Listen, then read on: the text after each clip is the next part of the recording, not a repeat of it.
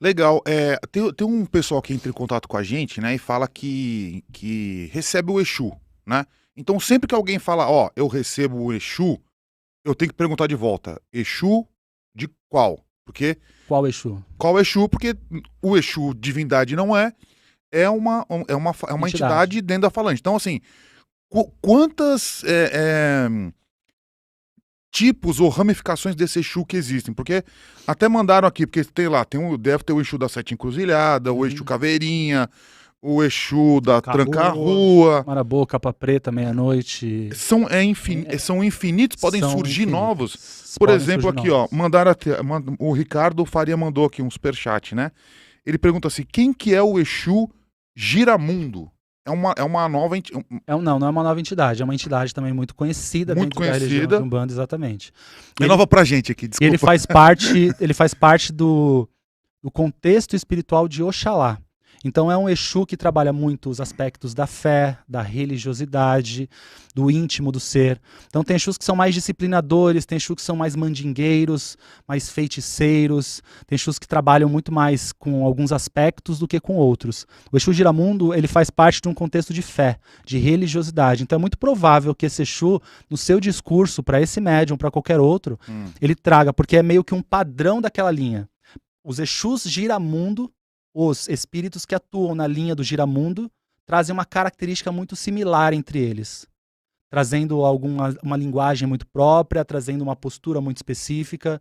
Todo Exu Caveira é muito parecido.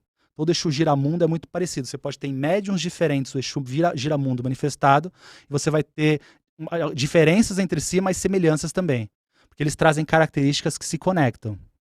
Porque é como se fosse uma ordem que houvesse na falange. Então, a falange Giramundo tem uma ordem, tem algumas regras. Para ser um Giramundo, eu estou aqui colocando isso de forma muito simples, né? Muito banal. Mas para ser um Giramundo, você precisa cumprir tal coisa ou ser desta forma. Essa é a personalidade, essas são as características, essa é a postura, esse é o pensamento de um Giramundo. E quando esse espírito se manifesta, ele traz essa filosofia no seu discurso. Então, o Giramundo é uma entidade de Oxalá, que a gente chamaria. Oxalá, que é uma outra divindade também, associada a Jesus Cristo. É uma coisa complexa que, para entrar aqui, vocês vão ficar loucos. Então, peraí. Então, o Exu, o Giramundo, ele surge a partir da divindade de Oxalá. Ele surge a partir da divindade Oxalá. Mas um Exu, que é uma outra divindade, pode convocar alguém dessa falange para se tornar um Giramundo Exu. Isso, vou construir. Deixa eu procurar aqui o Oxalá, que eu vou só mostrar aqui também o meu livrinho aqui, ó, Vagnão. Muito legal. Eu tô... Cadê? Aqui, Vagnão, aqui, ó. Muita gente fala, Oxalá, meu pai. Oxalá, meu pai, porque Oxalá é um orixá que representa a superioridade. Entendi. A fé, a luz suprema. É um dos orixás mais antigos e tem todo um contexto por trás dele. Então, na verdade, assim, o espírito, ele primeiro foi atraído para a falange, para a linha de Exu. Né? De Oxu ou de Oxalá? Exu. Tá. Então, o espírito João. O João, que viveu na Terra, foi bancário. Oxalá aqui, ó. Esse exatamente. Tá. O João, que foi bancário, ele morreu e foi atraído para a linha Exu. A linha Exu acolheu aquele espírito e convidou ele a trabalhar como Exu. Tá.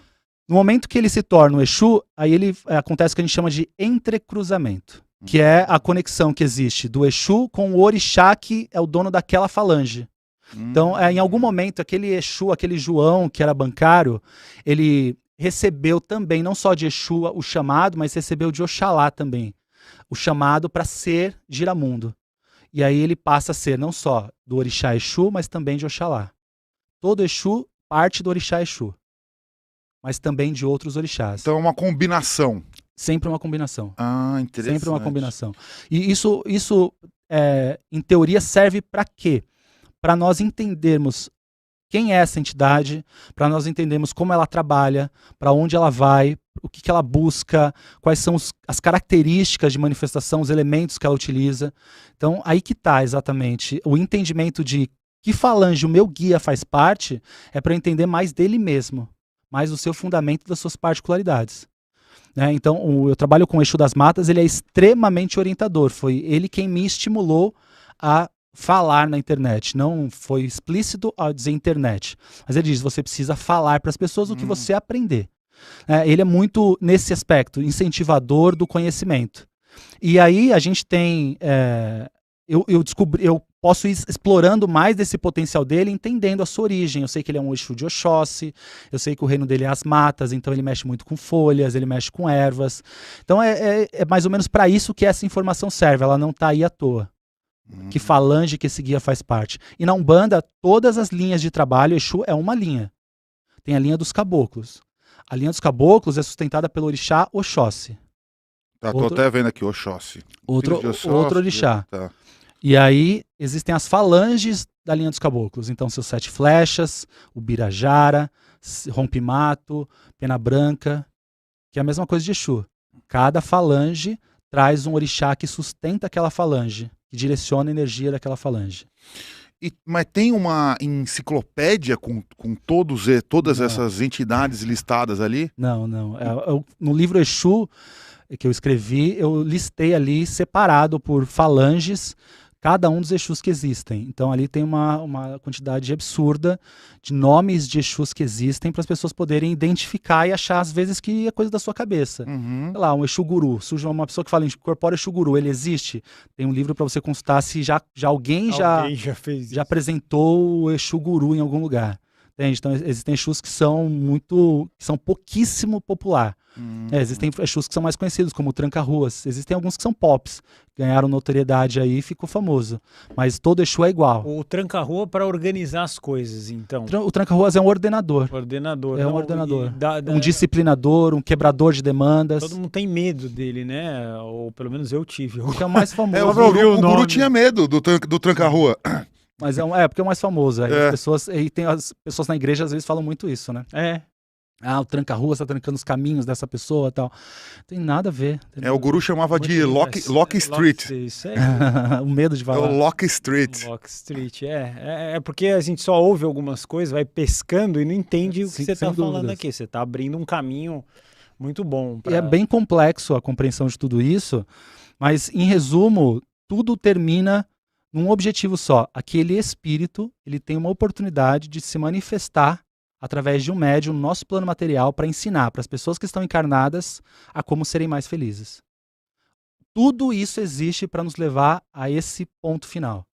Então, tudo que existe de estrutura espiritual é para que um guia acolha um consulente na sua dor e o direcione nessa vida.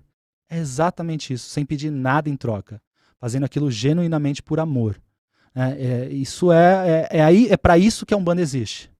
Então tudo existe, orixás, entidades, linhas, falanges, tudo isso para o médium que está na Umbanda, que vai entrar, ou que se identifica, são informações que ele pode absorver num curso. Eu ministro muitos cursos, então a pessoa pode participar de um curso e entender essa teoria, para saber o significado das coisas, mas ela pode muito bem entrar na Umbanda sem saber nada e viver plenamente feliz. Porque eu não preciso entender. A fé, tem coisas na fé que a gente não precisa de explicação. Aqui o nosso objetivo do bate-papo é termos respostas. Vocês querem extrair alguma coisa relacionada à religião, mas na prática, pouco importa. Entende? Eu falo isso para os umbandistas. Às vezes existe uma busca incansável de entendimento. Eu preciso de respostas do porquê disso. Aí a pessoa acende uma vela, a vela queima para o lado direito, ela fala, por que queimou para o lado direito e não queimou para o lado esquerdo? E às vezes foi só o vento. Né? E a pessoa quer explicação para tudo e eu falo, espiritualidade tem que ser vivida e não questionada. E tem mistérios também. E respeite esses segredos, esses mistérios. Não são segredos que você não pode saber, mas tem coisas que só Deus sabe. Entende? Que ninguém vai explicar. Então a gente tem algumas teorias para definir linhas, falanges, orixás, entidades, mas existem coisas que de fato nunca teremos explicação, sabe? Mas a gente estamos aprendendo bem, né? Estamos entendendo aqui. A lição de casa, sim. Inclusive aqui a Travesti Galáctica, ela falou aqui que ela adora o Exu Capa Preta, é famoso também, né? Também. O que seria o Exu de qual falange o Capa Preta? O Capa Preta trabalha na falange de Omolu. Que é um orixá da calunga ou cemitério. Então é uma entidade que lida muito mais com coisas negativas, com coisas ruins. Então ele é um termo bom assim, mas ele é o coletor de lixo.